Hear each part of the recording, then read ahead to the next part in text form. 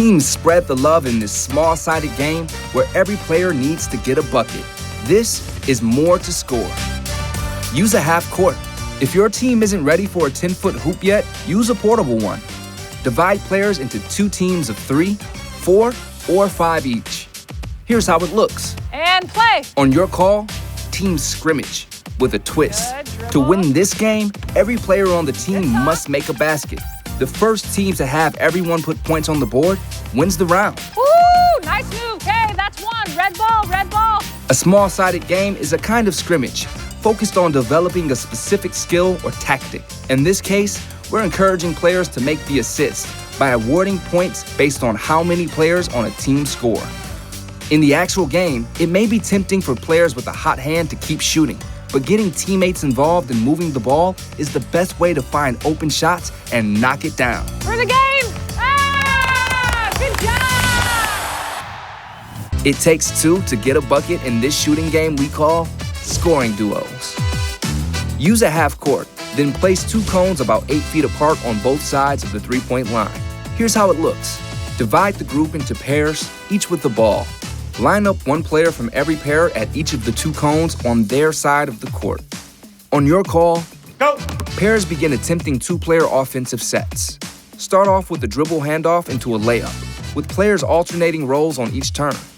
Once they make 4 shots, they can advance to dribble handoffs into jumpers.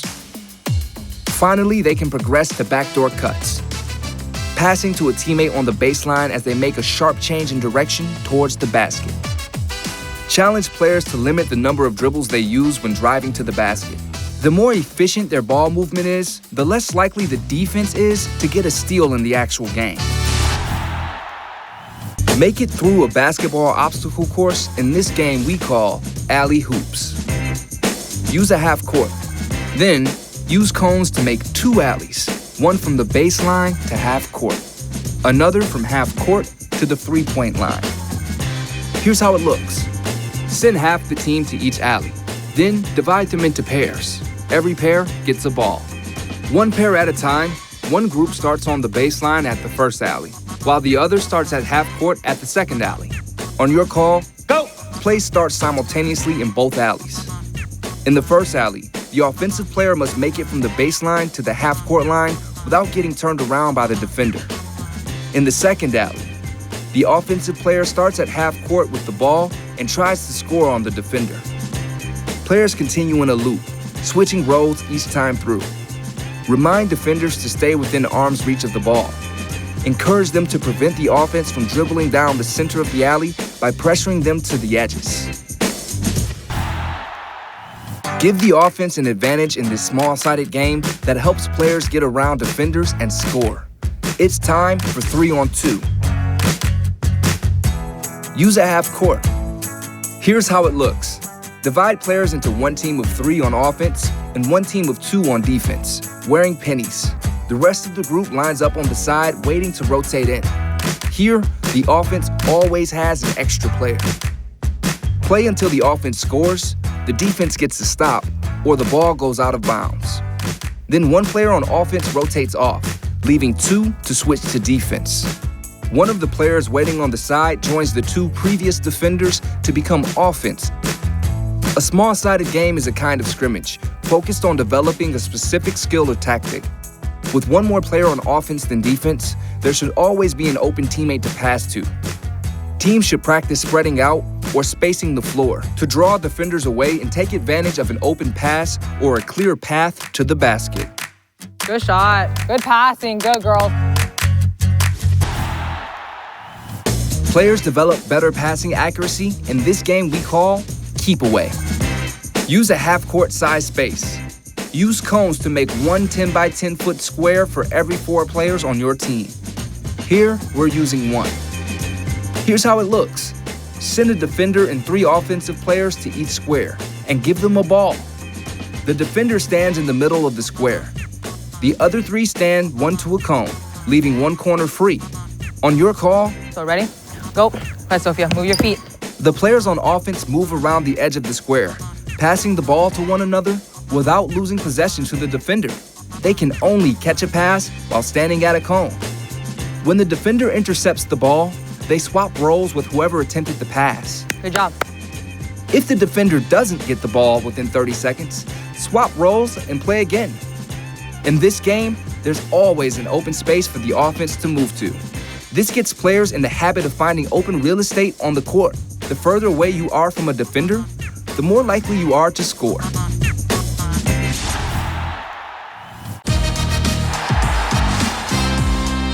Players practice finding and penetrating gaps in the defense in this game we call Jailbreak.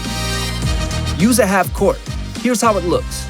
Divide players into two teams, dribblers and defenders. The dribblers start inside the paint, each with their own ball. The defenders spread out along the three-point line. On your call, Go. The dribblers have 8 seconds to make it past the three-point line. The defenders can't grab the ball, but they're allowed to slide back and forth, containing the dribblers inside.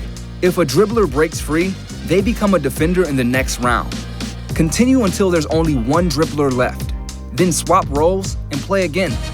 Dribblers won't be able to find gaps in the defense and break out if they don't keep their heads up and their eyes forward. This is also a great opportunity for offensive players to practice using their non-dribbling arm to protect the ball from defenders. Loud and proud. 1, 2, 3. Players practice scoring under pressure in this game we call Make It, Take It. Use a half court. If your players aren't ready for a 10-foot hoop yet, use a portable one. Then, use cones to mark shooting spots equally distant from the basket. Here, we're shooting from the elbows. Here's how it looks. Divide players into 3 teams, each lined up at a cone. The first player in each line gets a ball. In a separate area, place about 12 cones equidistant from all 3 teams. On your call, Ready, and go. players start shooting, getting their own rebound, and passing to the next teammate in line. When they make a basket, players must sprint to wherever the cones are, grab one, and bring it back to their team. Play until there are no cones left. Stop! No more shots! No more shots! The team that collected more wins. How many? 3. Oh, yeah. This team is the winning team! Let's go! This game gets their competitive juices flowing so much that they may forget proper shooting technique. Remember to demonstrate it for them. Eyes on the basket, elbow tucked in with the full follow-through and wrist snap. Chase down your opponent and watch your back in this agility game we call Roadrunner. Use a half-court size space. Then, use cones to create circles spaced out around the floor. Here's how it looks. Divide the group into pairs and send each one to a circle, standing on opposite sides. Within each pair, make one player the Roadrunner and the other the Coyote. On your call, the Coyote has 15 seconds to chase the Roadrunner around the circle, trying to tag them. In the first round, neither player has a ball. In round 2, the Roadrunner has a ball. Then, give both players balls in round 3. After all 3 rounds, Roadrunners and Coyotes swap roles and play again. Here, players practice running with and without the ball. In both cases, it's important they keep their head up and their eyes forward to stay alert and avoid collisions. Once they start dribbling, remind players to spread their fingers and only let their fingertips touch the ball. This will make each bounce more predictable and controlled. Listen closely and don't lose focus in this twist on a classic we call musical basketballs. Use a half court. If your players aren't ready for a 10-foot hoop yet, use a portable one. Here's how it looks. Tell players to circle up. Place one fewer ball than you have players in the middle of the circle. The game begins when you start playing a song. That's the player's cue to start walking in a circle. You guys keep going, keep going. When the music stops, they must grab a ball and make a basket. Then, they take a seat to show they're finished. The player who doesn't get a ball is out and waits to play in the next round. When there are only 3 players and 2 balls left, play one more time. The last 2 players standing win the round. This game is all about concentration. Stop listening and you'll miss your chance to grab a ball. In the actual game, it's essential that players focus on every play.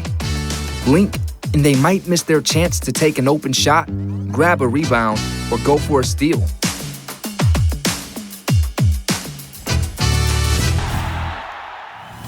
Players practice catching difficult passes in this game called Basketball tennis. Use a half-court size space. Then use cones to create two 10x20 rectangles and divide each one in half. Here's how it looks. Divide the group in pairs and give each one a ball. Send a pair to each rectangle, or basketball tennis court. They stand one to a side, with the cones in the middle representing the net. On your call, pairs start passing the ball back and forth, as each player tries to get their opponent to drop the ball or miss it completely. If they do, the player that made that pass gets a point. 15 love, good. Use tennis scoring and see who wins the game, set, and match. This game is all about developing passing skills. Getting the ball to land in challenging areas of the court helps players learn to aim their passes around defenders. In the actual game, not every pass is perfect, and players need to get comfortable securing difficult and uncontrolled passes. Just like that.